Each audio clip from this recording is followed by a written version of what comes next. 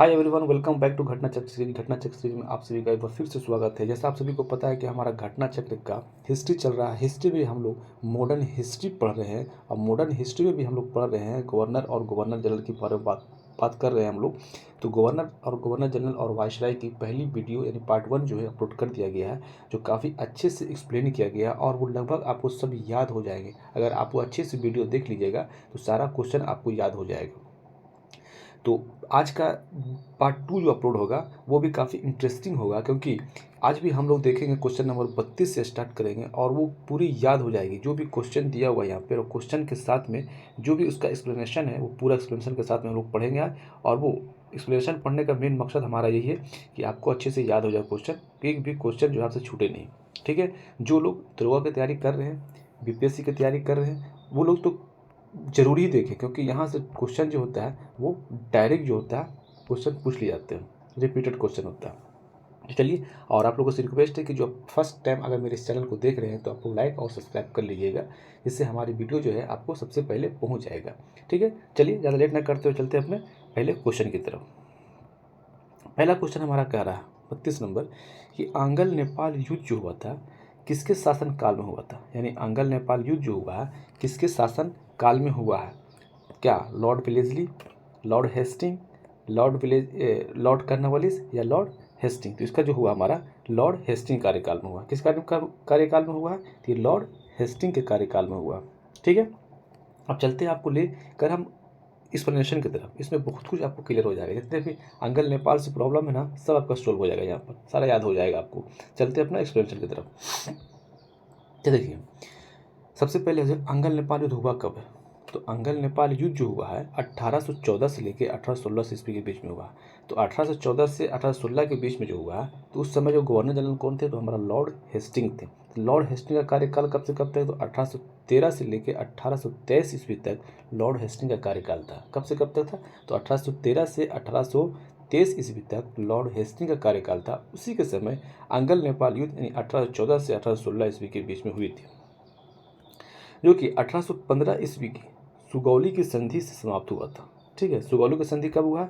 तो 2 सितंबर 1815 को हुआ था। 2 सितंबर 1815 को हुआ था। कब हुआ था? 2 सितंबर 1815 ईस्वी को सुगौली की संधि हुई थी, जो 4 मार्च 1816 को उसका अप्रूव किया गया था।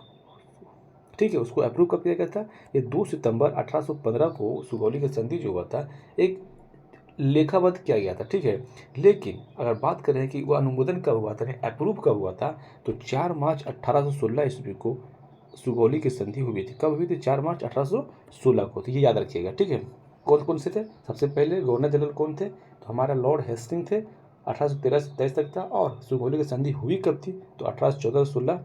आंगल नेपाल युद्ध कब हुआ? तो 1814-16 हुआ था। अब नेपाल आंगल नेपाल युद्ध खत्म किससे हुआ? तो सुगौली की संधि से खत्म हुआ। सुगौली की संधि कब खत्म हुई?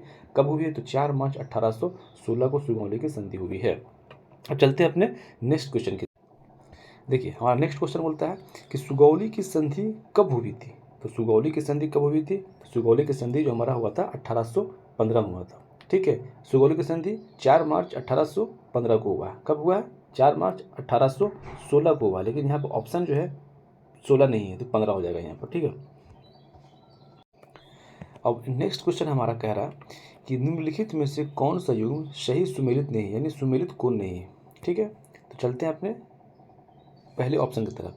तो हेक्टर मुनरो का संबंध बक्सर युद्ध से था। लॉर्ड हेस्टिंग का अंगल नेपाल युद्ध से था, ये भी सही है। लॉर्ड वेलेस्ली चतुर्थ अंगल मैसूर युद्ध, ये भी सही है। लॉर्ड कर्नवालिस तृतीय अंगल मराठा युद्ध, ये गलत है। ये हमारा जो है गलत है, क्योंकि लॉर्ड कर्नवालिस, देखिए सबसे पहले हम बात करते हैं लॉर्ड कर्नवालिस का। तो लॉर्ड कर्नवालिस 1793 में थे, लेकिन तृतीय अंगल युद्ध जो मराठा युद्ध जो हुआ था, तृतीय अंगल मराठा युद्ध जो हुआ है वो हमारा हुआ है 1817 से लेके 1818 ईस्वी तक हुआ था। ठीक है, ये तृतीय अंगल मराठा युद्ध हुआ। लेकिन अभी हम लोग पढ़े थे कि लॉर्ड हेस्टिंग का जो कार्यकाल है, लॉर्ड हेस्टिंग का कार्यकाल जो हमारा है वो 1813 से लेके 1823 ईस्वी तक, 1823 ईस्वी तक किसका कार्यकाल था? तो ये लॉर्ड हेस्टिंग का कार्यकाल था। और तृतीय अंगल मराठा युद्ध कब हुआ है? तो 1817 से लेके 1818 के बीच में हुआ था। ये हमारा लॉर्ड कर्नवालिस ना होकर किसका हो जाएगा? लॉर्ड लॉर्ड हेस्टिंग हो जाएगा। ठीक है, तो हम इसका ऑप्शन कौन सा होगा, लॉर्ड हेस्टिंग हो जाता है। और भी चलिए ऑप्शन के बारे में देख लेते हैं क्या क्या ऑप्शन में दिया हुआ है। तो अब बात करते हैं हेक्टर मुनरो।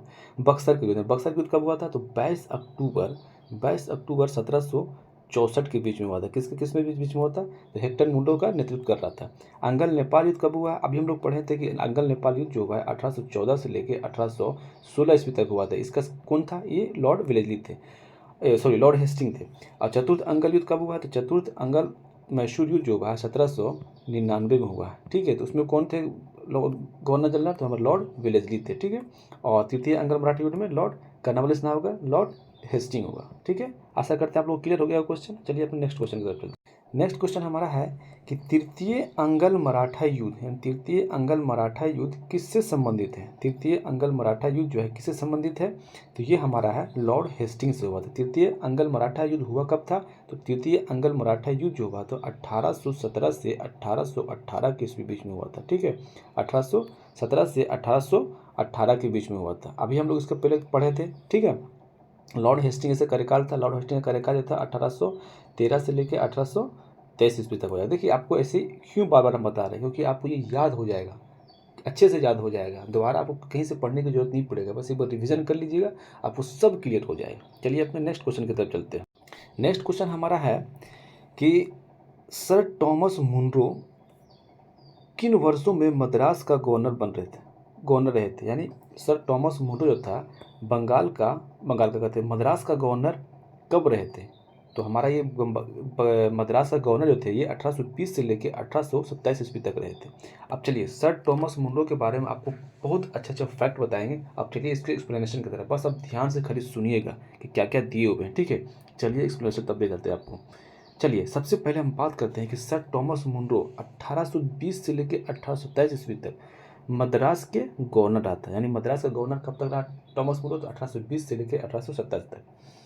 दक्षिण भारत में भू राजस्व वसूली हेतु लागू की गई थी व्यवस्था को रैयतवाड़ी व्यवस्था कहते हैं। रैयतवाड़ी व्यवस्था का स्थापना किसने किया था, इसमें सर टॉमस मुनरो द्वारा किया गया था। क्योंकि रैयतवाड़ी व्यवस्था क्या था कि दक्षिण भारत में जो टैक्स यानी भू लगान या भू राजस्व वसूला जाता था उसी को हम लोग रैयतवाड़ी व्यवस्था कहा जाता था। बोला रैयतवाड़ी व्यवस्था का जन्मदाता कौन है, तो जन्मदाता हमारा है टॉमस मुनरो यानी टॉमस मुनरो है। ठीक है, और कैप्टन रीड यानी दो था। रैयतवाड़ी व्यवस्था में कौन थे, टॉमस मुनरो और कैप्टन रीड्स। ठीक है, जिन्होंने सर्वप्रथम कहाँ लागू किया था, तो तमिलनाडु के बारामाल जिले में लागू किया था। अब पूछेगा कि रैयतवाड़ी व्यवस्था जो है सबसे पहले कहाँ लगा था, तो तमिलनाडु के बारामाल जिला में लगा था। दस पता ये व्यवस्था कहाँ कहाँ लागू हो गया, तो मद्रास में भी लागू हुआ है, बम्बई में लगा और कुछ हिस्से में असम तथा कुर्ग यानी आधुनिक कर्नाटक जो क्षेत्र है, आधुनिक कर्नाटक का क्षेत्र है वहाँ लगाया गया था। ठीक है, तो सबसे इसमें 3 क्वेश्चन आपको मिलेगा। सबसे पहले ये पूछेगा कि रैयतवाड़ी व्यवस्था किसने स्टार्ट किया है, तो रैयतवाड़ी व्यवस्था जो हमारा है किसने स्टार्ट किया, तो टॉमस मुनरो और साथ में हमारे कौन है, कैप्टन रीड और टॉमस मुनरो। ठीक है, क्लियर। और दूसरा पूछ देगा कि बताइए रैयतवाड़ी व्यवस्था जो था कहाँ लागू किया गया था। सबसे पहले लागू किया गया था हमारा कहाँ, बारामाल जिला में लागू किया गया। ठीक है, उसके बाद कहाँ लगाया गया, तो मुंबई में लगा गया है, मद्रास में भी लगा है, और कुछ हिस्सा जो तो असम का क्षेत्र है और असम का क्षेत्र और कर्नाटक में क्षेत्र में लगाया गया था। ठीक है, सब क्लियर हो गया कि कौन कौन संबंधित थे इससे, रैयतवाड़ी व्यवस्था थे। चलिए अब चलते हैं अपने नेक्स्ट क्वेश्चन। नेक्स्ट क्वेश्चन हमारा है कि तथाकथित कुशासन के आधार पर यानी तथाकथित जो है कुशासन के आधार पर किस गवर्नर जनरल ने मैसूर राज्य को प्रशासन को ले लिया था। यानी मैसूर राज्य में जो प्रशासन था उसको अपने ब्रिटिश साम्राज्य में ला लिया था। कुशासन के आधार पर देखिए हम लोग पहले ही पढ़े कि कुशासन के आधार पर सबसे पहला कोई राज्य जो है कौन किया था, ये हमारा अवध राज्य था। कौन था, 1856 में अवध राज्य था। कुशासन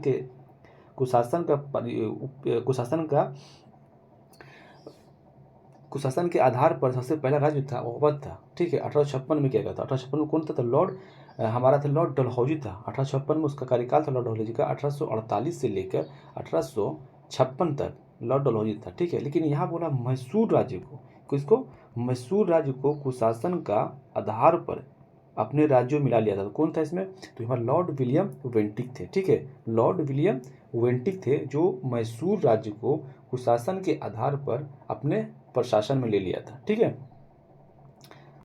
तो यहाँ पे देखिए इसका एक्सप्लेनेशन क्या देगा। विलियम बेंटिक ने 1831 ईस्वी में मैसूर को 1831 में मैसूर को तथा 1834 ईस्वी में कुर्ग को एवं कछार की रियासतों को अपने प्रदेश में लिया था, क्योंकि वहाँ कथित रूप से बहुत अधिक कुशासन एवं अव्यवस्था थी। ठीक है, कथित तौर पर, ना कि वो सही थी। ठीक है, तो 1831 ईस्वी में जो है मैसूर को लिया था और 1834 ईस्वी में कुर्ग और साथ में कछार की रियासत। किसको लिए थी? कछार की रियासत। तो हमारा क्वेश्चन क्या हो गया कि मैसूर को कुशासन का आधार मानकर किस गवर्नर जनरल ने मैसूर को अपने साम्राज्य में लाया था? तो हमारा कौन आएगा? लॉर्ड विलियम बेंटिक ने। कब? तो 1831 ईस्वी में। और साथ में कुर्ग भी है, तो 1834 में कुर्ग को भी ले लिया था और कछार की साथी को ले लिया था। ठीक है, अब चलते हैं अपने नेक्स्ट क्वेश्चन की तरफ। नेक्स्ट क्वेश्चन हमारा है कि निम्नलिखित में से बंगाल के गवर्नर जनरलों में से कौन एक तृतीय अंगल मैसूर युद्ध से संबंध है? तृतीय अंगल मैसूर युद्ध, यहाँ ध्यान दीजिए क्या कह रहा है? तृतीय अंगल मैसूर युद्ध। तृतीय अंगल मैसूर युद्ध के कौन संबंधित है? तो हमारा तृतीय अंगल मैसूर युद्ध कब हुआ है? तो ये हमारा हुआ है 1790 से 92 के बीच में हुआ है। तो हमारा कौन है? वो लॉर्ड कर्नवालिस था। इस समय कौन थे? लॉर्ड कर्नवालिस थे। अब देखिए, अगर आपसे यही पूछ लिया जाए कि बताइए कि पहला अंगल मराठा युद्ध कब हुआ, आपसे अगर पूछ दिया गया तृतीय पहला कब हुआ है, तो पहला जो हुआ हमारा 1700 तो पहला वाला कब हुआ है? तो पहला जो हुआ हमारा 1767 से लेके 1769 के बीच में यह प्रथम वाला हुआ है। ठीक है, जिसमें कौन संधि हुआ? इसमें जो मद्रास की संधि हुई है। ठीक है, दूसरा जो हुआ है 1780 से लेकर 1782 तक चला था। ये जो हुआ था मैंगलोर की संधि हुई थी। और चौथा जो हमारा हुआ है तीसरा जो हमारा हुआ, पहला दूसरा तीसरा जो हमारा 1790 से लेकर 1792 तक चला था। ठीक है, चौथा कब हुआ? 1799 में हुआ है। ठीक है, तो यही पूछ रहा है कि पहला वाला तृतीय वाला में कौन था? तृतीय वाला में हमारा कौन थे? तो तृतीय जो थे हमारे लॉर्ड कर्नवालिस थे। अगर हम पहली की बात करते हैं तो पहली वाला में हमारा हो।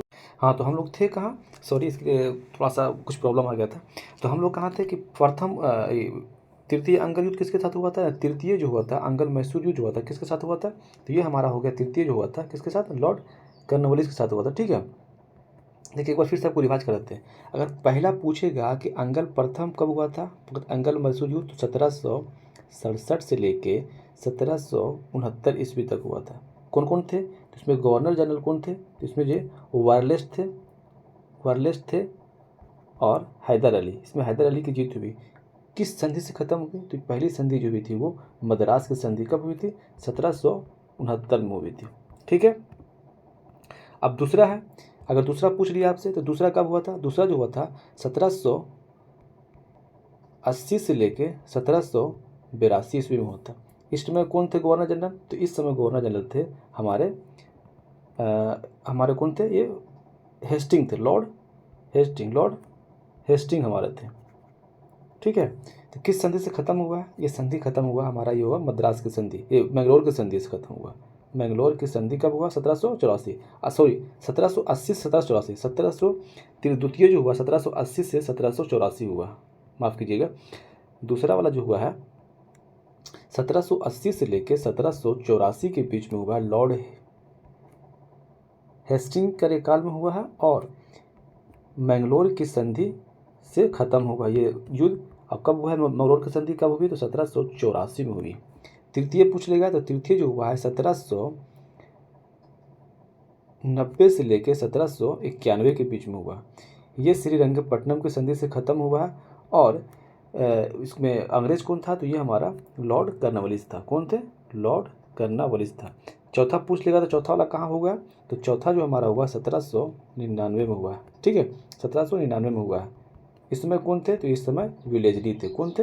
विलेजली थे। इसमें टीपू सुल्तान की मृत्यु हो गई थी। ठीक है, अब चलते हैं अपने नेक्स्ट क्वेश्चन की तरफ। नेक्स्ट क्वेश्चन हमारा कह रहा है कि निम्नलिखित बंगाल के गवर्नर जनरल में से कौन सा एक तृतीय तो क्वेश्चन हो चुका है। चलते हैं नेक्स्ट क्वेश्चन की तरफ। नेक्स्ट क्वेश्चन हमारा है कि ठगों का दमन जो है, ठगों के दमन में निम्नलिखित में से कौन संबंध था? ठगों के दमन में ये हमारा थे, कौन थे? कैप्टन सीलीमैन द्वारा ठगों का दमन किया गया था। ठीक है, चलते हैं थोड़ा एक्सप्लेनेशन देख लेते हैं क्या है। ये लिख रहा है कि ठगों में हिंदू और मुसलमान दोनों धर्म के अनुयायी सम्मिलित थे। यानी जो ठगी प्रथा था उसमें क्या था, हिंदू भी शामिल था और मुसलमान भी शामिल था, परंतु वास्तव में ये लोग काली, दुर्गा अथवा भवानी की पूजा करते थे। यानी जितना भी ठग था वो काली का पूजा करते थे और दुर्गा का पूजा करते थे और भवानी की पूजा करते थे। पर अपने शिकार का सिर काट कर देवी के चरणों में बलि के रूप में देते थे। यानी अपने जो शिकार होता था उसको गर्दन काट कर उसे बलि के रूप में चढ़ाते थे। उन्हें विश्वास था कि उनका यह धंधा विधि का विधान तथा उसके शरीर की मृत्यु उनके भाग्य में उसी प्रकार लिखी होती है। सती प्रथा के प्रश्न पर तो कुछ मतभेद था, किंतु ठगी के विषय में समस्त जनता ने सरकार का समर्थन किया था। लॉर्ड विलियम बेंटिक ने कैप्टन सीलीमैन को ठगों के विरुद्ध कार्यवाही करने के लिए नियुक्त किया गया था। यानी अब बात अगर 2 क्वेश्चन यहाँ पूछ रहा, अगर पूछ देगा कि ठगी प्रथा किस गवर्नर जनरल के कार्यकाल में हुआ था, तो लॉर्ड विलियम बेंटिक के कार्यकाल में हुआ था। किसने किया था, सीलीमैन ने किया। सीलीमैन के को ठगी प्रथा का विरुद्ध कार्रवाई करने के लिए दिया गया था। ठीक है, उसने लगभग 1500 ठगों को बंदी बना लिया, अनेक ठगों को फांसी दी गई, शेष को आजीवन निर्वासित कर गया था। 1831 के पश्चात संगठित रूप से इसका ठगी प्रथा का अंत हो गया। यानी ठगी प्रथा का अंत कब हुआ, तो 1829 में। इसमें क्या समझ में आया आपको, इसमें समझ में ये आया है कि सबसे अगर पहला क्वेश्चन पूछेगा ठगी प्रथा का दमन किसने किया था, तो ये हमारा सीलीमैन हो जाएगा। सीलीमैन हो जाएगा ठगी प्रथा का। और पूछेगा गवर्नर कौन थे, तो विलियम बेंटिक थे, लॉर्ड विलियम बेंटिक थे। कब खत्म हुआ, तो 1837 ईस्वी में पूरी तरह से जो है ठगी प्रथा का अंत हो गया था। ठीक है, चलते हैं अपने नेक्स्ट क्वेश्चन की तरफ। नेक्स्ट क्वेश्चन हमारा है कि ठगी प्रथा का उन्मूलन किसके नेतृत्व में हुआ था। देखिए आगे ना वही क्वेश्चन, यहाँ पे देखिए लॉर्ड क्लाइव है, कैप्टन सीलीमैन है, लॉर्ड मिंटो अलेक्जेंडर बर्न्स है। तो ये हमारा कौन हो जाएगा, इसका ऑप्शन हमारा कैप्टन सीलीमैन हो जाएगा। ठीक है, विलियम बेंटिक के नेतृत्व में हुआ था।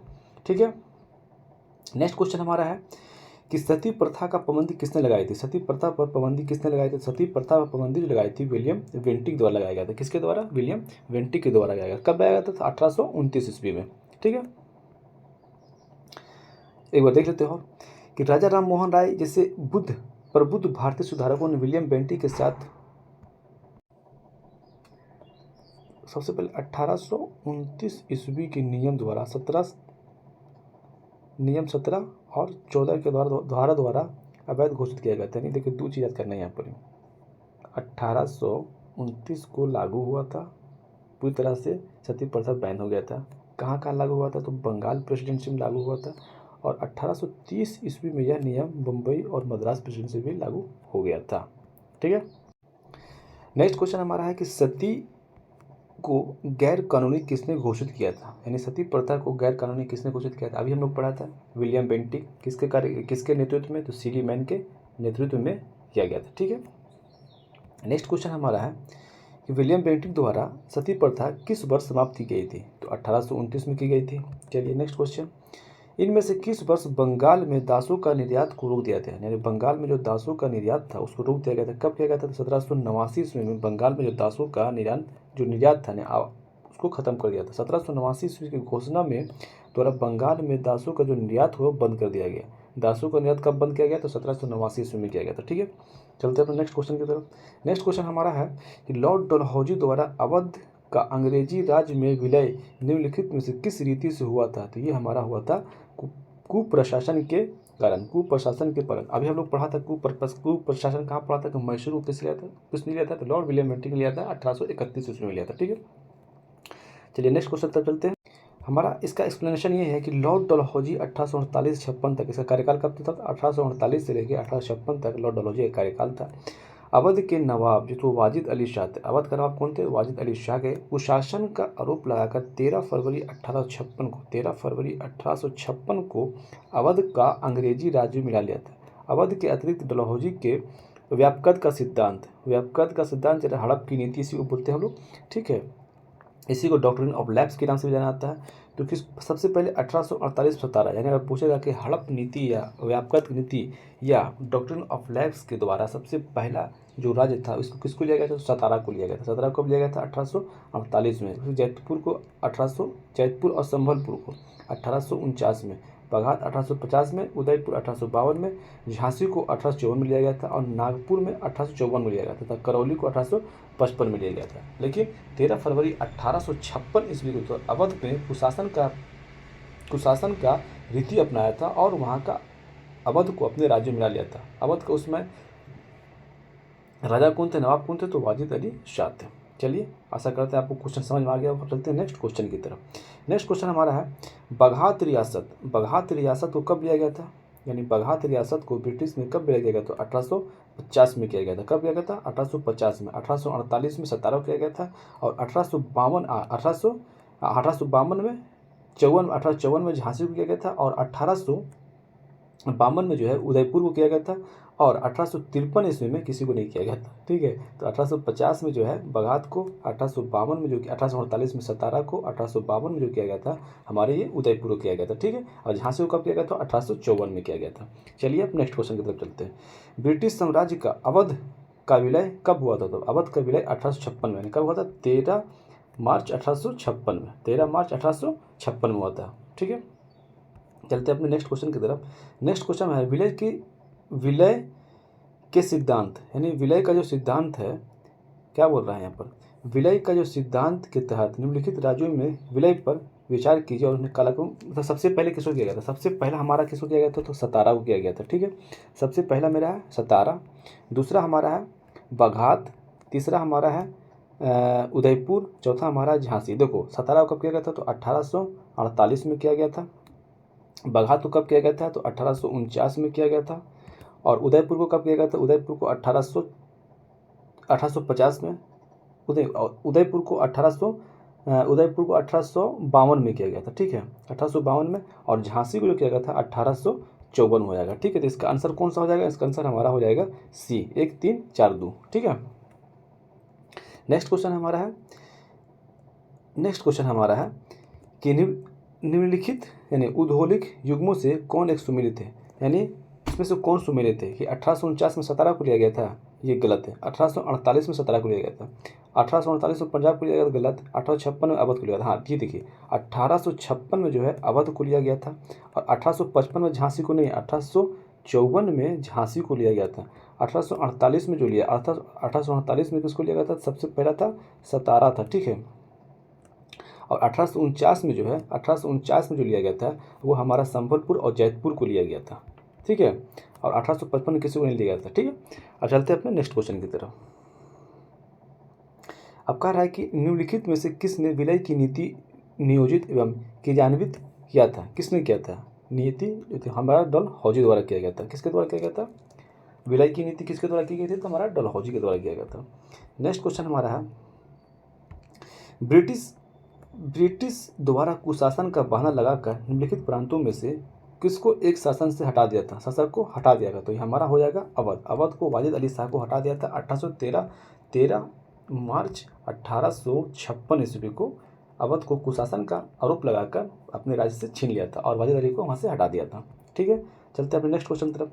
भारत में ब्रिटिश शासन के दौरान निम्नलिखित राज्यों में से का विलय विलय कैसे हुआ था? सबसे पहले देखिए, सतारा 1848 में, झांसी 1854 में, और ये संबलपुर और जैतपुर जो होता है 1849 में हुआ था। ठीक है, इसको ध्यान रखिएगा। इसका आंसर होगा 3 2 1। ठीक है, नेक्स्ट क्वेश्चन की तरफ चलते हैं।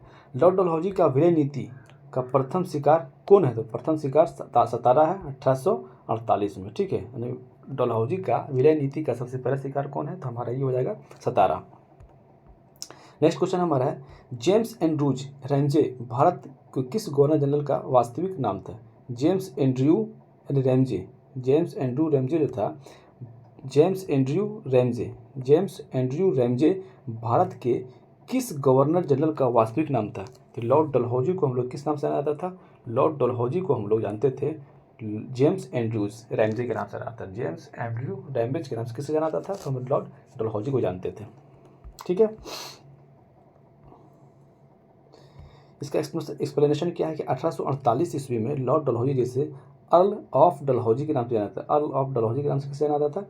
तो डलहौजी को जाना जाता है। गवर्नर जनरल बनकर भारत आया था। वास्तविक नाम इसका जेम्स एंड्रयूज ब्राउन रैमजे था। इसका वास्तविक नाम क्या था? जेम्स एंड्रयूज ब्राउन रैमजे था। नेक्स्ट क्वेश्चन हमारा है कि अंग्रेजों द्वारा सिंध विजय संपन्न हुआ था। अंग्रेजों द्वारा सिंध को विजय कब किया गया था? अब किसके द्वारा किया गया था, तो हमारा ये हो जाएगा लॉर्ड एलनब्रो के समय हुआ था। ठीक है, लॉर्ड एलनब्रो के समय सिंध को जीत लिया गया था। ठीक है, अंग्रेजों ने सिंध को जीता था किसके कार्यकाल में, तो लॉर्ड एलनब्रो के कार्यकाल में जीता था।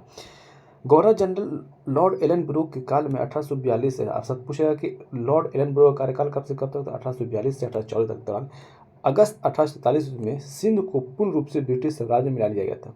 यह प्रथम अंग्ल अफगान युद्ध का प्रमुख परिणाम था, यानी प्रथम अंग्ल अफगान युद्ध के कारण ही सिंध को जो है जीत लिया गया था। कब, 1843 ईस्वी में। ठीक है, नेक्स्ट क्वेश्चन हमारा है कि सिंध पर ब्रिटिश का कब्जा कब हुआ था, तो हमारा 1843 ईस्वी में हुआ था। सिंध पर कब्जा कब हुआ था, तो 1843 में। किसके कार्यकाल में हुआ था, लॉर्ड एलनब्रो का।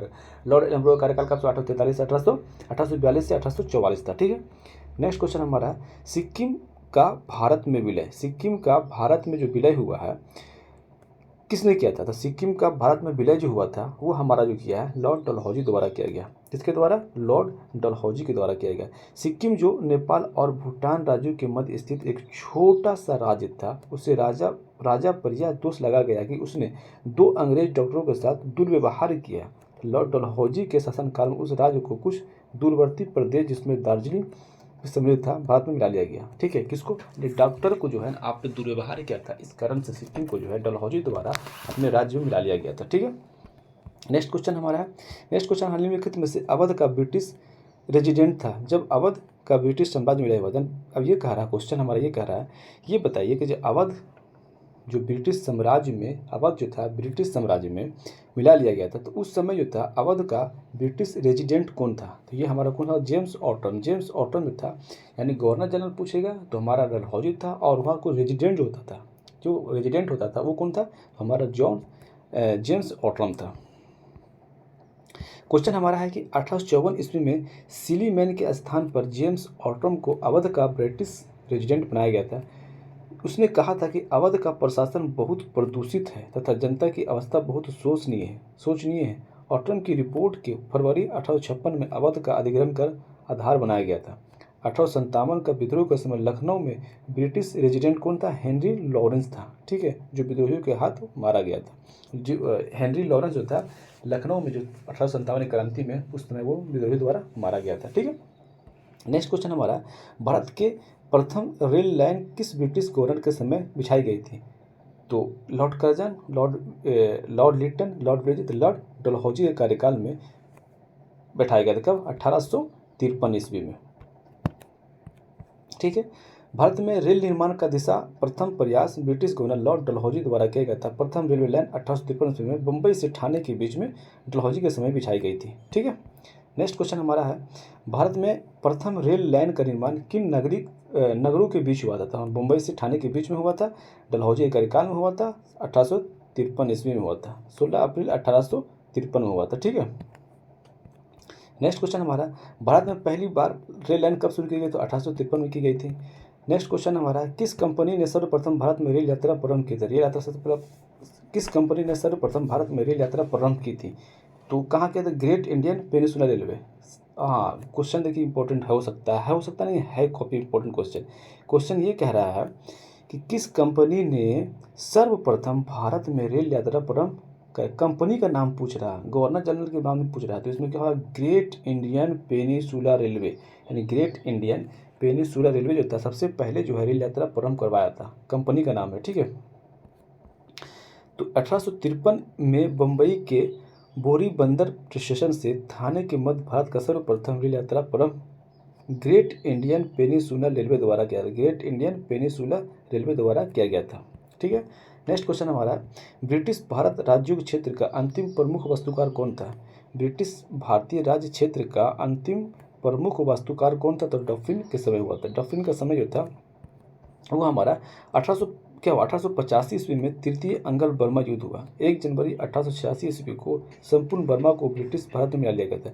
अब ये क्वेश्चन पूछेगा कि 1800, ये बताइए कि बर्मा को सबसे पहले भारतीय साम्राज्य में कब मिलाया गया था, तो ये हमारा 1 जनवरी 1886 को। अगर पूछ लेगा कि बर्मा को भारत से कब अलग किया गया था, तो 1935 के अधिनियम से किया गया था, और 1937 में भारत को बर्मा से अलग कर दिया गया था। ठीक है, तो यहाँ पर बर्मा को 1 जनवरी 1886 को किया गया था। ठीक है, नेक्स्ट क्वेश्चन हमारा है, पब्लिक वर्क्स डिपार्टमेंट यानी पब्लिक वर्क्स डिपार्टमेंट जो है 1845 से 1855 के दौरान फलस्वरूप किसने दिया था? तो हमारे लॉर्ड डलहौजी का नाम है, PWD जो बोलते हैं ना, पब्लिक वर्क डिपार्टमेंट जो है ये स्टार्ट किसने किया था? लॉर्ड डलहौजी द्वारा किया गया था 1845 से लेके 1855 ईस्वी तक। ठीक है, तो डलहौजी के सार्वजनिक निर्माण का कार्य पूर्व सार्वजनिक निर्माण का कार्य एक सैनिक बोर्ड पर था। इस कार्यकाल में पहली बार एक अलग सार्वजनिक निर्माण विभाग, सार्वजनिक पब्लिक वर्क डिपार्टमेंट बनाया गया था और सार्वजनिक उपयोग को कार्य के लिए बहुत साधन व्यय किए गए। ठीक है, तो PWD को किसने किया था? तो ये हमारा हो जाएगा लॉर्ड डलहौजी के कार्यकाल में हो जाएगा। नेक्स्ट क्वेश्चन हमारा है कि विधवा पुनर्विवाह अधिनियम किसके शासन में क्रियान्वित किया गया था? तो ये हमारा लॉर्ड कैनिंग कार्यकाल में किया गया था। ईश्वर चंद्र विद्यासागर के अथक प्रयासों से फलस्वरूप लॉर्ड कैनिंग 28 फरवरी 1856 से 21 मार्च 1862 ईस्वी तक रहे थे। लॉर्ड कैनिंग समय 26 जुलाई 1856 ईस्वी को विधवा पुनर्विवाह अधिनियम 1856 अधिनियमित हुआ था। इस अधिनियम में लॉर्ड डलहौजी के समय पर प्रस्तुत किया गया था। इस अधिनियम के नियम 15 के तहत विधवा विवाह को वैध माना गया। ठीक है, और इस विवाह से उत्पन्न हुई बालक वैध घोषित किया गया था। यानी विधवा पुनर्विवाह कब स्टार्ट हुआ? कब? तो 26 जुलाई 1856 को विधवा पुनर्विवाह अधिनियम लागू हुआ। ठीक है, चलिए अब नेक्स्ट क्वेश्चन हमारा है 1 नवंबर 1858 को महारानी विक्टोरिया की घोषणा पत्र 1 नवंबर 1858 को महारानी विक्टोरिया की घोषणा पत्र को इलाहाबाद में पढ़कर सुनाया था। किसने सुनाया था? तो हमारा लॉर्ड कैनिंग द्वारा सुनाया गया था। कब? 1 नवंबर 1858 को। 1857 की महान क्रांति के बाद सबसे महत्वपूर्ण परिणाम था कि महारानी की उद्घोषणा यह 1 नवंबर 1858 को इलाहाबाद में हुई। दरबार में भारत के प्रथम वायसराय लॉर्ड कैनिंग द्वारा। आप पूछो भारत का प्रथम वायसराय कौन था? तो लॉर्ड कैनिंग था। भारत का प्रथम वायसराय कौन थे? तो लॉर्ड कैनिंग था। ठीक है, नेक्स्ट क्वेश्चन, निम्न में से कौन सा एक भारत का प्रथम वायसराय था? प्रथम वायसराय कौन थे हमारे? तो लॉर्ड कैनिंग थे। ठीक है, नेक्स्ट क्वेश्चन हमारा है 1 नवंबर 1858 को महारानी विक्टोरिया का घोषणा पत्र पढ़कर सुनाया था। किसने? तो लॉर्ड कैनिंग द्वारा। कहाँ सुनाया गया? तो इलाहाबाद में। इलाहाबाद में 1 नवंबर 1858 को लॉर्ड कैनिंग द्वारा इलाहाबाद में महारानी विक्टोरिया को घोषणा पत्र पढ़कर सुनाया गया था। नेक्स्ट क्वेश्चन हमारा है अपने पुत्र के स्थान पर दूसरे उत्तराधिकार की गोद लेने का अधिकार को पुनः स्थापित किया था। किसने किया था? तो हमारा 1858 ईस्वी की सामग्री घोषणा। पहले क्या होता था कि जैसे कोई राजा था और राजा का जो पुत्र होता था तो वो पुत्र जो था वो दोबारा राजा नहीं बनेगा। ठीक है, तो वो पहले समाप्त कर दिया था, लेकिन उसको फिर से वो लागू कर दिया था। कौन? तो हमारी 1858 की सामग्री घोषणा महारानी द्वारा किया गया था। 1858 की सामग्री घोषणा में क्या हुआ? महारानी की घोषणा 1 नवंबर 1858 को हुआ था। कहाँ हुआ था? इलाहाबाद में हुए दरबार में। लॉर्ड कैनिंग द्वारा आयोजित उद्घोषणा की गई थी। इसमें भारतीय देशी राज्यों के प्रति नीति को भी व्यापक रूप से परिवर्तन किया गया था और ब्रिटिश साम्राज्य के लिए भी संभावित की संकटापन्न स्थिति से बचाव के लिए प्रयोग करने हेतु तैयार किया गया था। विजय और विलय की नीति को पूर्णतः परित्याग कर दिया गया। जो विलय पहले जो डलहौजी स्टार्ट किया था, विलय जैसे सतारा हो गया, अपना संबलपुर हो गया, जयपुर हो गया, झांसी हो गया, सब जो अपना हड़प की नीति कर रहा था उसको पूर्णतः खत्म कर दिया। ठीक है, और देशी राज्यों को शासकों को उत्तराधिकार गोद लेने की अनुमति दे दी गई। उत्तराधिकारी का गोद लेने का अनुमति दे दी गई थी। ठीक है, नेक्स्ट क्वेश्चन है कि महारानी विक्टोरिया भारत की सम्राज्ञी नियुक्त की कब से? 1858 में। महारानी विक्टोरिया भारत की सम्राज्ञी नियुक्त की 1877 ईस्वी में। सॉरी, क्या हुआ? राजसी उपाधि अधिनियम 1876 मतलब रॉयल टाइटल एक्ट 1876 में आया था। रॉयल टाइटल एक्ट कब आया था? तो 1876 ईस्वी में आया था। इसी अधिनियम के अंदर महारानी विक्टोरिया जो है ना 1 जनवरी 1877 ईस्वी को 1 जनवरी 1877 ईस्वी को 1 जनवरी 1877 ईस्वी को दिल्ली दरबार में भारत की सम्राज्ञी घोषित किया गया था। इसी प्रकार सम्राट एडवर्ड 7 वर्ष 1903 ईस्वी में तथा जॉर्ज पंचम को 1911 में भारत का सम्राट घोषित किया गया था। कब किया गया था? तो अगर ये पूछा जाए कि महारानी विक्टोरिया को कब किया गया था? तो 1 जनवरी 1877 ईस्वी में। ठीक है, दिल्ली दरबार में किया गया था। अब पूछ जाएगा कि एडवर्ड 7 को किस वर्ष भारत का राजा घोषित किया गया था? तो 1903 ईस्वी में। अब जॉर्ज पंचम को कब घोषित किया गया था? तो 1911 ईस्वी में भारत का सम्राट घोषित किया गया था। 3-4 क्वेश्चन है। महारानी विक्टोरिया 1 जनवरी 1877, एडवर्ड 7 1903 में और जॉर्ज पंचम 1911 में भारत का सम्राट घोषित किया गया था। ठीक है, किस एक्ट के द्वारा? रॉयल टाइटल एक्ट के द्वारा। ठीक है, नेक्स्ट क्वेश्चन हमारा है निम्नलिखित में से किस गवर्नर जनरल ने भारत में दास प्रथा को समाप्त किया? दास प्रथा को समाप्त किसने किया था? तो लॉर्ड एलन ब्रो द्वारा किया गया था। किसके द्वारा? लॉर्ड एलन ब्रो द्वारा किया गया था। तो दास प्रथा का अंत किसने किया था? लॉर्ड एलन ब्रो द्वारा किया गया था। 1843 के एक्ट 5 द्वारा 1843 का एक्ट 5 के द्वारा भारत में तत्कालीन governor general lord Ellenborough ने दास प्रथा का उन्मूलन किया था। कौन? दास प्रथा का उन्मूलन किसने किया था? तो लॉर्ड एलन ब्रो द्वारा। कब किया गया था? लॉर्ड एलन ब्रो का कार्यकाल 1842 से लेकर 1844 ईस्वी तक था। नेक्स्ट क्वेश्चन हमारा है, निम्न युग्मों से कौन सा एक सही सुमेलित है? निम्न युग्मों से कौन एक सुमेलित है? तो लॉर्ड कॉर्नवालिस अस्थायी बंदोबस्त लागू किया था, ठीक है। लॉर्ड विलेजली गलत है। लॉर्ड डलहौजी सहायक संधि, ये भी गलत है। लॉर्ड डलहौजी सहायक संधि नहीं, सहायक संधि जो है विलेजली का है, और ये हड़प की नीति किया था। लॉर्ड कैनिंग भारतीय राष्ट्रीय कांग्रेस की स्थापना गलत। लॉर्ड कैनिंग नहीं किया, लॉर्ड डफरिन ने किया था, ठीक है। तो इसका सही आंसर होगा लॉर्ड कॉर्नवालिस द्वारा जो है अस्थायी बंदोबस्त लागू किया गया था, ठीक है। नेक्स्ट क्वेश्चन देखो, नेक्स्ट क्वेश्चन हमारा है, निम्नलिखित में से, ये तो पढ़ लिया हम लोग अभी। हाँ, अब ये क्वेश्चन हमारा है कि पेशवाई का कब समाप्त किया गया था? पेशवाई को कब समाप्त कर दिया गया था? तो 1818 ईस्वी में पूरी तरह से पेशवाई को खत्म कर दिया। पेशवा जो था उसको पूरा तरह से खत्म कर दिया था। कब किया गया था? 1818 ईस्वी में किया गया था। नेक्स्ट क्वेश्चन हमारा है, निम्नलिखित में से किसने राजपूतानाओं को देसी रियासतों के साथ 1817 से 1818 के अधीनस्थ संधि में बातचीत की गई थी? तो हमारा चार्ल्स मेटकॉफ द्वारा किया गया था। चलिए इसका देखते हैं एक्सप्लेनेशन। राजपूताना की रियासतों के साथ 1817 से 1828 की अधीनस्थ संधि की वार्ता चार्ल्स मेटकॉफ ने किया था। लॉर्ड हेस्टिंग ने राजपूताना पर ब्रिटिश सर्वोच्चता तथा मराठों के पिंडारियों के प्रति राजपूतों की तटस्थता सुनिश्चित करने के लिए दिल्ली तत्कालीन प्रेसिडेंट चार्ल्स मेटकॉफ को पत्रकार बनाया था, ठीक है। नेक्स्ट क्वेश्चन हमारा है, निम्नलिखित में से निम्न में से कौन सुमेलित नहीं है? तो लॉर्ड कॉर्नवालिस अस्थायी बंदोबस्त से सुमेलित है। लॉर्ड वेलेस्ली सहायक संधि है। सर जॉन शोर अंगल नेपाल युद्ध, ये गलत है। सर जॉन शोर नहीं है इसमें, अंगल नेपाल युद्ध में। ये हमारा उसमें हो जाएगा हेस्टिंग है। लॉर्ड हेस्टिंग जो था तृतीय अंगल मैसूर युद्ध में, मराठा युद्ध में था, ठीक है। तृतीय मंगल, देखिए सर जॉन सोल ने, देखिए अंगल नेपाल युद्ध जो हुआ ना, अंगल नेपाल युद्ध जो हुआ है 1814 से लेकर 1816 ईस्वी तक हुआ था। इसमें वे हेस्टिंग था। हेस्टिंग का कार्यकाल जो था 1813 से लेकर 1823 ईस्वी तक, ठीक है। तो यहाँ पे अंगल नेपाल युद्ध में भी कौन होगा? लॉर्ड हेस्टिंग होगा। और तृतीय अंगल मराठा युद्ध में भी लॉर्ड हेस्टिंग ही होगा, ठीक है। नेक्स्ट क्वेश्चन हमारा, निम्नलिखित में से कौन सुमेलित है, सही सुमेलित? तो लॉर्ड एनोलो अवध का विलीनीकरण गलत। लॉर्ड अवध का विलीनीकरण जो किया था वो हमारा डलहौजी द्वारा किया गया था। लॉर्ड डलहौजी सिंध का विलीनीकरण ये भी नहीं किया है। सिंध का विलीनीकरण कोई दूसरा किया है। और लॉर्ड विलेजली चतुर्थ अंगल मैसूर, यहाँ लॉर्ड विलेजली था चतुर्थ अंगल मैसूर 1799 में लॉर्ड विलेजली थे। सर जॉन शोर तृतीय अंगल मराठा युद्ध, गलत। अभी बताया था कि तृतीय अंगल मराठा युद्ध जो हुआ 1817 से लेकर 1818 तक हुआ। इसमें लॉर्ड हेस्टिंग हो जाएगा, ठीक है। इसका आंसर कौन आएगा? लॉर्ड विलेजली चतुर्थ अंगल, गलत है। इसका सही से मिले थे, ठीक है। लॉर्ड विलेजली तो है, लॉर्ड विलेजली चतुर्थ अंगल मैसूर युद्ध से। नेक्स्ट क्वेश्चन हमारा, निम्नलिखित युग्मों से सही सुमेलित नहीं है पूछ रहा। तो लॉर्ड डलहौजी अवध का किया है। लॉर्ड डफरिन भारतीय राष्ट्रीय कांग्रेस की स्थापना की है। Lord William Bentinck chartered act 1833 से पारित क्यों ना, ठीक है। लॉर्ड लिट्टन जो है प्रथम अंगल अफगानिस्तान को प्रथम नहीं, गलत है। ये हमारा गलत हो जाएगा, ठीक है। तो हमारा डी ऑप्शन जो है वो गलत हो जाएगा। नेक्स्ट क्वेश्चन हमारा है, निम्नलिखित में से चतुराई पूर्ण निष्क्रियता की नीति के साथ जुड़ा हुआ है कौन था? तो जॉन लॉरेंस जो है चतुराई निष्क्रियता से संबंधित जुड़ा हुआ है। अब क्या है ये, चल पढ़ते हैं। चतुराई निष्क्रियता या कुशल आक्रमणता या चतुराई निष्क्रियता, इसको हम लोग पॉलिसी ऑफ मास्टरली इनएक्टिव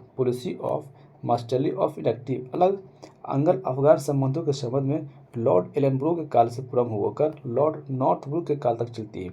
इस नीति को प्रायः जॉन लॉरेंस का नाम से विशेष रूप से संबंधित किया जाता है क्योंकि इसका व्यवसाय काल 1864 से लेकर 1869 ईस्वी में इसी की नीति के अनुसार करने का स्पष्ट अवसर मिला और इसी नीति को रूपरेखा स्पष्ट रूप से सुनिश्चित की गई थी। लॉर्ड क्या कुशल आक्रमणता के बारे में बात करेगी और चतुराई निष्क्रियता के बात करेगी या पॉलिसी ऑफ मास्टरली, तो किस कौन आ जाएगा हमारा?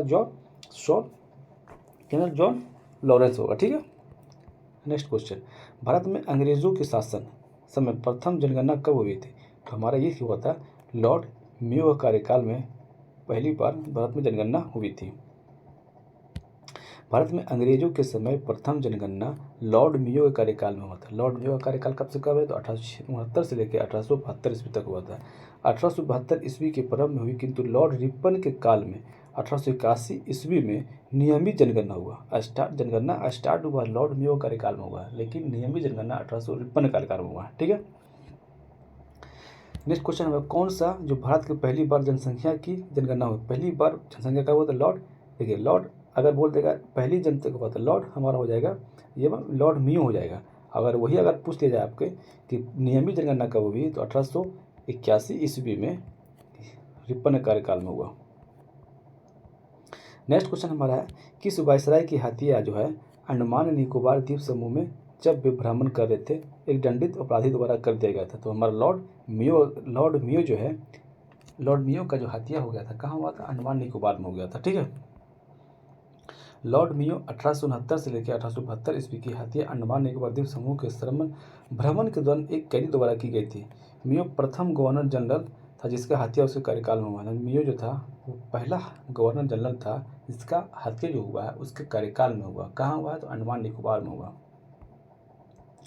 नेक्स्ट क्वेश्चन हमारा है कि किस वायसराय की हत्या उसके कार्यकाल में हुई? तो लॉर्ड मेयो का हो गया। नेक्स्ट क्वेश्चन हमारा है, अफगानिस्तान के प्रति एक जोश भरी उग्र फॉरवर्ड नीति का अनुसरण किसने किया था? तो ये लिप्टन द्वारा किया गया था। अफगानिस्तान के विरुद्ध एक अग्र फॉरवर्ड नीति यानी जोश भरी अग्र फॉरवर्ड नीति के अनुसरण करने वाला गवर्नर जनरल कौन था? तो हमारा ये लॉर्ड लिप्टन था। 1876 ईस्वी में लिप्टन के वायसराय बनकर आने पर अफगानिस्तान के प्रति अपनाई गई नीति में परिवर्तन आया। कुशल आक्रमणता की नीति के स्थान पर अग्रगामी नीति का अनुसरण होने लगा। ठीक है। नेक्स्ट क्वेश्चन है, अफगानिस्तान के प्रति आक्रामक नीति किस वायसराय ने अपनाए थे? तो ये हमारा लॉर्ड लिप्टन हो जाएगा। ठीक है। नेक्स्ट क्वेश्चन हमारा है, कौन भारत का वायसराय सबसे दीर्घ काल तक रहा? सबसे ज़्यादा मतलब वायसराय जो था सबसे लंबा कार्यकाल किस वायसराय का रहा? तो हमारा लॉर्ड कर्जन का कार्यकाल सबसे लंबा रहा। लॉर्ड कर्जन, देखो यहाँ पे क्या देखो, लॉर्ड कर्जन 1899 से लेकर 1905 तक रहे। कितने वर्ष तक? 7 वर्षों तक रहे। लॉर्ड डफरिन जो है 1884 से लेकर 1888 तक 4 वर्ष तक रहे। लॉर्ड हार्डिंग 10 से 16 रहे 6 वर्ष, और 1869 से 1872 में 3 वर्ष, यानी सबसे ज़्यादा किसका है? तो 7 वर्ष रहे थे लॉर्ड कर्जन द्वारा। भारत में स्थानीय स्वशासन संस्थाएं 1882 ईस्वी में सख्त की गई थी। किसके कार्यकाल में? तो लॉर्ड रिपन के कार्यकाल में की गई थी। इसी के समय 1881 ईस्वी में जनगणना हुई थी। ठीक है। नेक्स्ट क्वेश्चन हमारा है कि भारत में अस्थायी स्वशासन किसने प्रोत्साहित किया था? तो ये हमारा लॉर्ड रिपन द्वारा किया गया था। अस्थायी स्वशासन की अगर बात करेंगे तो लॉर्ड रिपन था। ठीक है, लॉर्ड रिपन थे। इल्बर्ट बील विवाद किससे संबंधित है? क्वेश्चन हमारा है कि इल्बर्ट बील विवाद जो हमारा है किससे संबंधित है? इल्बर्ट बील जो है किससे संबंधित है? तो भारतीय द्वारा हथियार लेकर चलने पर कुछ प्रतिबंधों का है कि भारतीय भाषाओं को प्रकाशित होने वाले समाचार पत्रों और पत्रिकाओं पर संबंधित है, या यूरोप के लोगों द्वारा मामलों की सुनवाई करने थे। इल्बर्ट बील किसके कहते हैं? इल्बर्ट बील में ये होता था कि यूरोप के लोगों के मामले की सुनवाई करने के लिए भारतीय न्यायाधीश पर लगाई गई अयोग्यता का हटा जाना था। क्या होता था कि जैसे कि यूरोप का कोई कैदी था, कोई जैसे कैद होकर जाता था तो जज के सामने वो क्या होता था, यूरोप बोलता था कि नहीं, हमारा जो भी बहस सुनेगा वो हमारा अंग्रेजी होना चाहिए। ठीक है, भारतीय जज नहीं होना चाहिए। वही इल्बर्ट बिल था। ठीक है। नेक्स्ट क्वेश्चन इसका एक्सप्लेनेशन है, सर पीसी अल्बर्ट वायसराय की परिषद की विधि सदस्य था। पीसी इल्बर्ट कौन था? वायसराय की विधि का सदस्य था। इन्होंने 2 फरवरी 1883 ईस्वी को विधान परिषद में एक विधेयक प्रस्तुत किया जिसे इल्बर्ट बिल की संज्ञा दी जाती है। इस विधेयक का उद्देश्य था कि जाति भेद पर आधारित सभी न्यायिक अयोग्यताएं तुरंत समाप्त कर दी जाए और भारतीय तथा यूरोपीय न्यायाधीशों की शक्तियों को समान कर दिया जाए। यानी भारत का जो न्यायाधीश है और जो यूरोप का न्यायाधीश है दोनों को समान होना चाहिए। ठीक है। यूरोपीय लोगों ने इसे अपने विशेषाधिकार पर कुठारघात माना। इल्बर्ट बिल को लेकर हुई विवाद के कारण 1884 ईस्वी में लॉर्ड रिपन ने अपना कार्यकाल पूरा होने से पूर्व त्यागपत्र दे दिया था। ठीक है, लॉर्ड रिपन ने अपना कार्यकाल से पहले त्यागपत्र दे दिया था 1884 ईस्वी में। इसमें तो क्या था, दोनों जजों को समानता की बात की गई थी। ठीक है, लेकिन यूरोपीय इसको मानने से इनकार कर दिया था। नेक्स्ट क्वेश्चन हमारा, किस पदावधि में महिलाओं तथा बच्चों की कार्यावधि को घंटों को सीमित करने तथा स्थानीय शासन के आवश्यक नियम बनाने के लिए प्राधिकृत करने के लिए प्रथम फैक्ट्री अधिनियम लाया गया था। तो प्रथम फैक्ट्री अधिनियम जो लाया गया था हमारा, वो हमारे लॉर्ड रिपन के कार्यकाल में लाया गया। प्रथम फैक्ट्री अधिनियम कब लाया गया? तो 1881 में पहला फैक्ट्री अधिनियम लाया गया। तो पहला प्रथम फैक्ट्री अधिनियम कब लाया गया? तो 1881 में लॉर्ड रिपन के कार्यकाल में लाया गया था। ठीक है, लॉर्ड रिपन के कार्यकाल में लाया गया था। नेक्स्ट क्वेश्चन हमारा है कि निम्नलिखित कथनों पर विचार कीजिए। प्रथम फैक्ट्री 1881 में औद्योगिक कामगारों को मजदूरी को नियत करने के लिए और कामगारों को मजदूर संघ बनाने के देने के लिए दृष्टि से पारित किया गया था। दूसरा क्वेश्चन हमारा एन.एम. लोखंडे जो था ब्रिटिश भारत के मजदूर आंदोलन को संगठित करने का अग्रणी थे। सही है, ये हमारा पहला वाला जो था। दूसरा जो है ये हमारा सही है, क्योंकि एम लोखंडे जो थे ब्रिटिश भारत में मजदूर आंदोलन संगठित करने का अग्रगामी थे, यानी मजदूरों को संगठित करने वाला सबसे पहला कौन थे? एन.एम. लोखंडे थे। ठीक है, नेक्स्ट क्वेश्चन हमारा, निम्नलिखित में से किसे भारत में स्थानीय स्वशासन का जनक माना जाता है? तो स्थानीय स्वशासन का जनक किसे? लॉर्ड रिपन को माना जाता है। ठीक है, नेक्स्ट क्वेश्चन हमारा, निम्नलिखित में से कौन सा सही सुमेलित नहीं है? स्थानीय स्वशासन, लॉर्ड लिट्टन, गलत। लॉर्ड रिपन है। सहायक संधि, लॉर्ड ब्लेजली, सही। हाँ, लॉर्ड ब्लेजली सही है। राज्य अपहरण नीति, लॉर्ड डलहौजी, ये भी सही है। अस्थायी बंदोबस्त, लॉर्ड कॉर्नवालिस, ये भी सही है। ठीक है, तो इसका आंसर कौन सा हो जाएगा? लॉर्ड रिपन गलत है। स्थानीय स्वशासन जो है ये हमारे लॉर्ड रिपन लाया था। कौन थे? लॉर्ड रिपन थे। नेक्स्ट क्वेश्चन हमारा है कि अब इसको मिलान करें, कूट को मिलान करें। क्लाइव किससे संबंधित था? तो लॉर्ड क्लाइव जो था हमारा बंगाल में दोहरी शासन से संबंधित था। बेंटिक जो था हमारा, बेंटिक जो था किससे था? बेंटिक हमारा था बेंटिक हमारा जो अंग्रेजी शिक्षा का संबंध में था। चार्ल्स मेटकॉफ जो था अंग्रेजी शिक्षा में था। और बेंटिक जो था कर्जन किससे था? बंगाल विभाजन था। और बेंटिक जो था हमारा प्रेस पर प्रतिबंध हटाना, बेंटिक था। ठीक है, नेक्स्ट क्वेश्चन हमारा, मिलान कीजिए इसको, सूची 1 को सूची 2। लॉर्ड डलहौजी किससे संबंधित था? तो लॉर्ड डलहौजी व्यापक सिद्धांत से संबंधित था। लॉर्ड विलियम बेंटिक जो था हमारा, ये हमारा किससे था? लॉर्ड विलियम बेंटिक ये सती प्रथा निषेध था। ठीक है, लॉर्ड रिपन स्थानीय स्वशासन, और लॉर्ड कर्जन बंगाल विभाजन। ठीक है, नेक्स्ट क्वेश्चन, निम्नलिखित में से कौन सी जोड़ी जो है गवर्नर जनरल और घटना सुमिलित है? तो लॉर्ड कॉर्नवालिस रेगुलेटिंग एक्ट, गलत। रेगुलेटिंग एक्ट 1773 में आया था, ये गलत है। लॉर्ड वेलेस्ली अस्थायी बंदोबस्त लॉर्ड वेलेस्ली ने किया था, गलत है। लॉर्ड एलनब्रो सिंध का विलय, हाँ सिंध का विलय कब हुआ था? लॉर्ड क्या पूछ रहा? हाँ सुमिलित है। लॉर्ड एलनब्रो कार्यकाल में जो है सिंध का विलय किया गया था। ठीक है, सिंध का विलय 1842 में किया गया था। 1842 से 43 में, सॉरी 1843 में किया गया था सिंध का विलय। लॉर्ड डलहौजी प्रथम अफगान युद्ध, गलत। ठीक है, नेक्स्ट क्वेश्चन हमारा, भारतीय पुरातत्व सर्वेक्षण की स्थापना किसके काल में हुई? भारतीय पुरातत्व के सर्वेक्षण की स्थापना जो है किसके कार्यकाल में की गई थी? हमारे लॉर्ड कर्जन के कार्यकाल में की गई थी। भारतीय पुरातत्व सर्वेक्षण की स्थापना हुई थी लॉर्ड कर्जन के कार्यकाल में हुई थी। अब जितना भी आगे क्वेश्चन है सब जो है ना रिपीटेड क्वेश्चन है, तो इसलिए आगे हम नहीं जा रहे हैं। आज के लिए हम इतना ही रखते हैं और आशा करते हैं कि आप लोगों को अच्छा लगा होगा, कुछ सीखने को मिला होगा। तो अगर अच्छा लगा है तो चैनल को लाइक कर लीजिएगा, सब्सक्राइब कर लीजिएगा और अपने दोस्तों को शेयर कर दीजिएगा। आज के लिए इतना ही। जय हिंद, जय भारत।